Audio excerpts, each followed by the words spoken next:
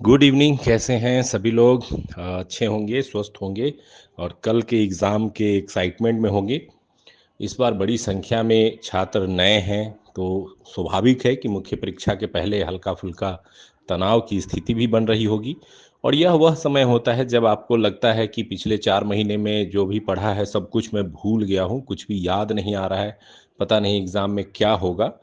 तो इस तरह की परिस्थितियाँ बनती ही बनती है एग्ज़ाम से पहले, तो उस पे ज़्यादा ध्यान देने की ज़रूरत नहीं है। खुद पर विश्वास रखिए। आपने पिछले कुछ महीनों में शानदार मेहनत की है और उस मेहनत को अंजाम देने का समय आ गया है। तो अब अपने आप पे भरोसा रखते हुए एग्ज़ाम के लिए तैयार हो जाइए, एग्ज़ाम में जाइए और प्रदर्शन करके आइए। ये शुरुआती एग्ज़ाम है, इसमें निबंध के पेपर हैं, तो निबंध के पेपर में थोड़ा-सा अपने आप को समय दीजिएगा। प्रश्नों के चुनाव के दौरान थोड़ा ध्यान रखिएगा, सभी ऑप्शन को ध्यान से पढ़िएगा और फिर उसमें से किसी एक को, वैसे प्रश्न को चुनिएगा जो आपने कभी अटेम्प्ट लिया था टेस्ट सीरीज़ में, या उसके मॉडल आंसर को अच्छे ढंग से पढ़ा था, या वैसा टॉपिक ही चुनिएगा जिस टॉपिक के बारे में थोड़ा अच्छे से आप जानते हैं और जिसको अच्छे ढंग से आप विभिन्न खंडों में बांट करके लिख सकते हैं। इससे क्या होगा कि आपके पास अच्छे खासे कंटेंट रहेंगे और अच्छे ढंग से आप निबंध को लिख पाएंगे।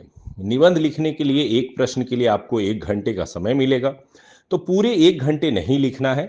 15-20 मिनट अपने आप को समय देना है और उस 15-20 मिनट में आपको उस क्वेश्चन को फ्रेम कर लेना है और फिर उसके बाद 40-45 मिनट में निबंध को लिखना है। इससे आपका निबंध जो है एक फ्लो में और एक सटीक तरीके से लिखा पाएगा। नहीं तो कई बार छात्र ये गलती करते हैं कि निबंध के मिलने के साथ ही वो लिखना शुरू कर देते हैं और ऐसे में भटकाव हो जाता है, बीच में ठहराव हो जाता है और निबंध सही दिशा में नहीं लिख पाते हैं। तो इसलिए थोड़ा इस तरीके का उपयोग आप अपने एग्जाम में कर सकते हैं।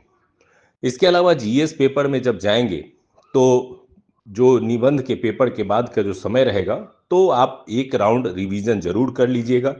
रिवीजन के दौरान खास खास महत्वपूर्ण बिंदुओं को जरूर देख लीजिएगा ताकि एग्जाम में जब बैठे तो वो इम्पोर्टेंट पॉइंट्स आपको याद आ जाएं। तो उस तैयारी के साथ जो है आप जीएस पेपर के एग्जाम में जाइएगा। जीएस पेपर के एग्जाम में समय का बहुत ही सावधानी से ध्यान रखना है। कोशिश करनी है कि लगभग सारे प्रश्नों को अटेम्प्ट करें, समय सीमा में सारे प्रश्न के उत्तर आप लिख सकें। इसके लिए पूरा प्रयास जो है करना है। इसके लिए 2 तरीके अपनाए जा सकते हैं।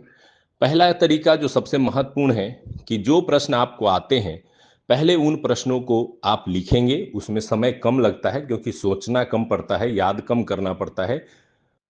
और फिर नए प्रश्न को जोड़-जोड़ करके जो बचा हुआ प्रश्न होगा, उसमें कुछ सोच करके, कुछ पॉइंट्स को याद करके आपको क्या करना है, लिखना है। इस तरीके से आप महत्वपूर्ण प्रश्नों को निश्चित रूप से सॉल्व कर लेंगे और जो भी खास-खास इंपॉर्टेंट प्रश्न है, वो जल्दी सॉल्व हो जाएँगे और जो बचे हुए प्रश्न होंगे, उनको बाद में सॉल्व कर लेंगे। दूसरा होता है कि आप अपने समय सारणी को ध्यान रखेंगे कि जैसे लॉन्ग प्रश्न के लिए हमें 15 मिनट में ही एक लॉन्ग प्रश्न लिख लेना है। जैसे 5 से 6 मिनट में ही एक शॉर्ट क्वेश्चन लिख लेना है।